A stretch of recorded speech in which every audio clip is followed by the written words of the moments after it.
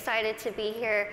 I kind of want to tell you a little bit more of the, I don't want to say basics, because we don't really know anything about my syndrome. I was born with this very, very rare syndrome that only 2 other people in the world, including myself, that we know of, have. Basically, what this syndrome causes is that I cannot gain weight. Yes, it does sound as good as it is. I can eat absolutely whatever I want, whenever I want, and I won't really gain any weight. I'm going to be 25 in March, and I've never weighed over about 64 pounds my entire life.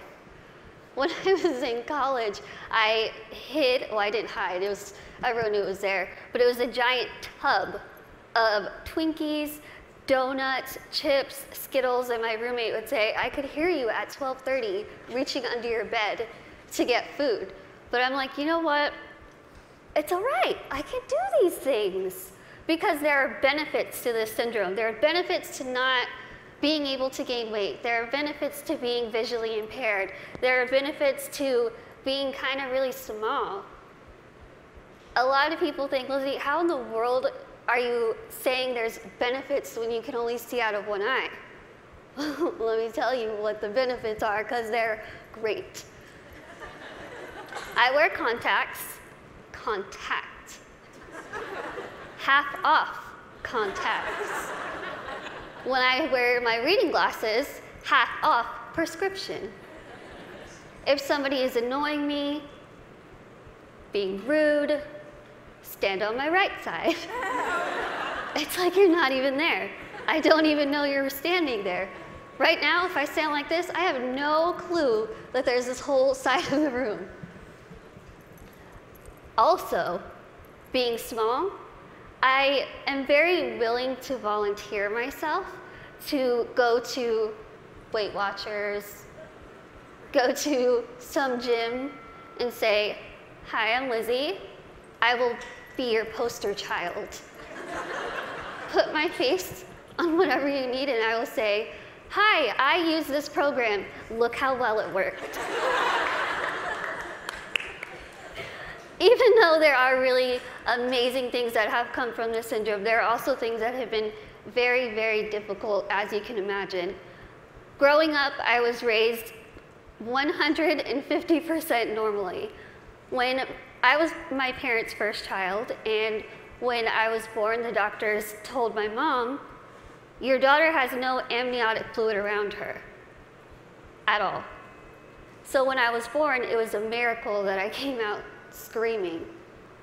The doctors told my parents, we just want to warn you, expect your daughter to never be able to talk, walk, crawl, think, or do anything by herself.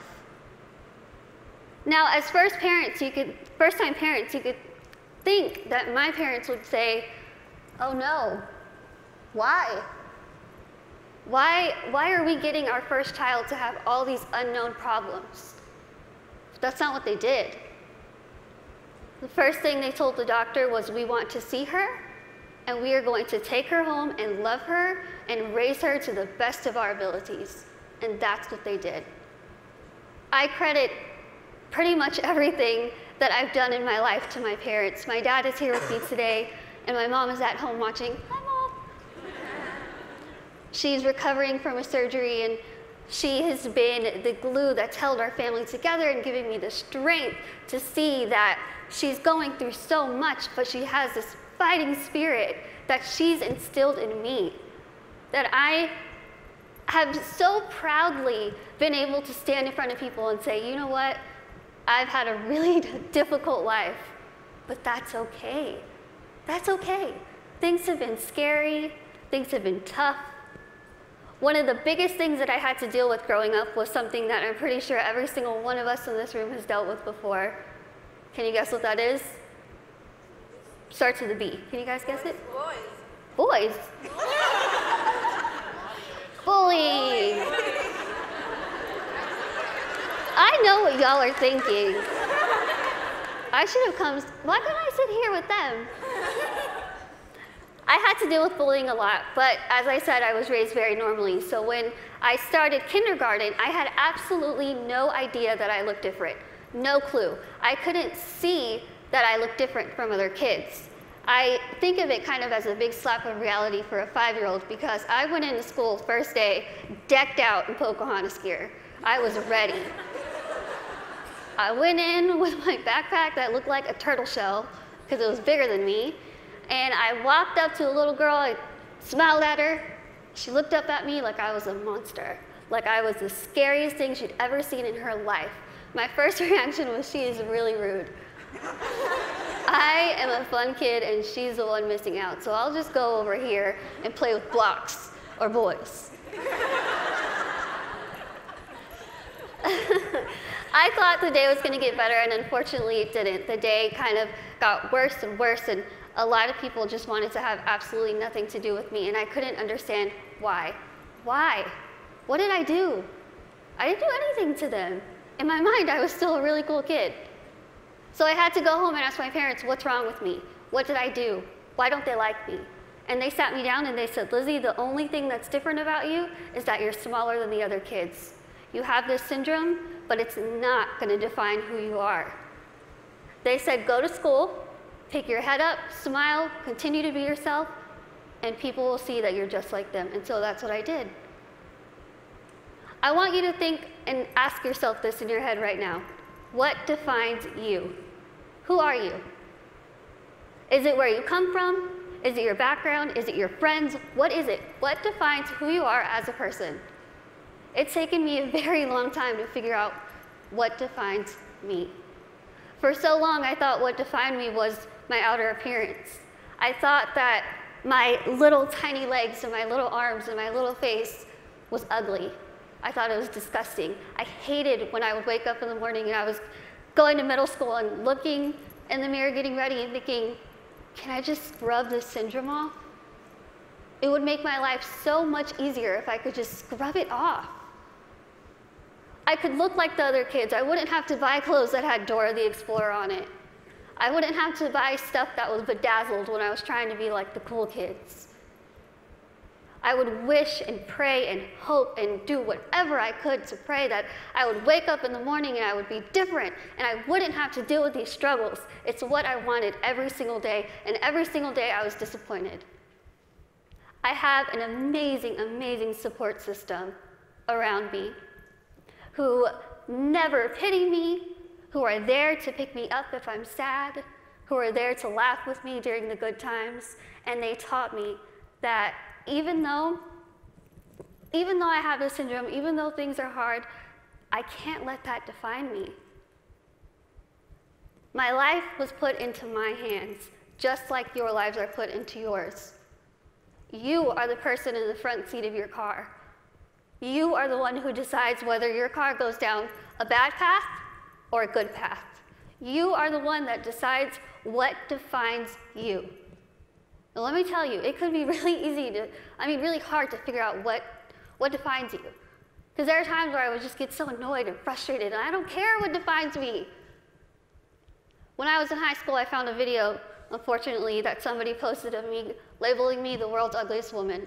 There were over 4 million views to this video, 8 seconds long, no sound, thousands of comments.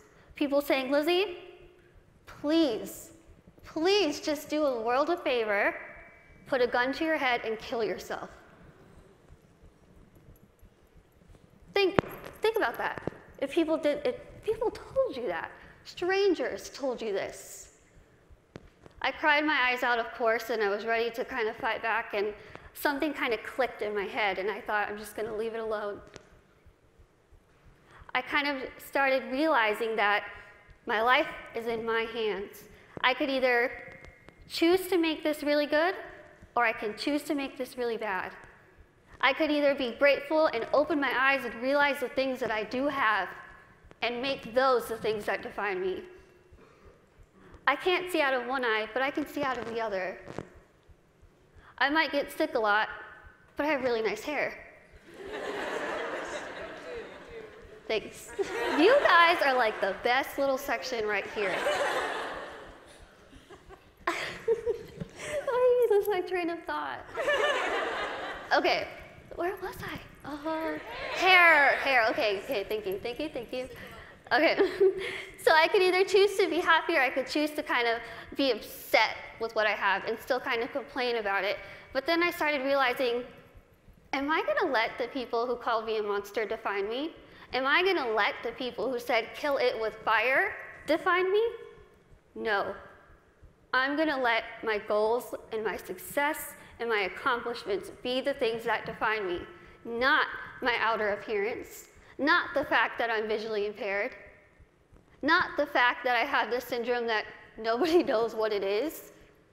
So I told myself I'm going to work my butt off and do whatever I could to make myself better, because in my mind, the best way that I could get back at all those people who made fun of me, who teased me, who called me ugly, who called me a monster, was to make myself better and to show them, you know what? Tell me those negative things, I'm going to turn them around, and I'm going to use them as a ladder to climb up to my goals. That's what I did. I told myself I wanted to be a motivational speaker, I want to write a book, graduate college, have my own family, and my own career. 8 years later, I'm standing in front of you, still doing motivational speaking. First thing, I accomplished it. I wanted to write a book. In a couple weeks, I will be submitting the manuscript for my 3rd book.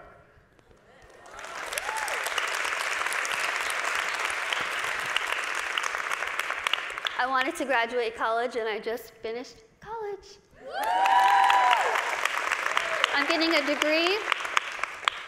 degree in communication studies from Texas State University in San Marcos, and I have a minor in English.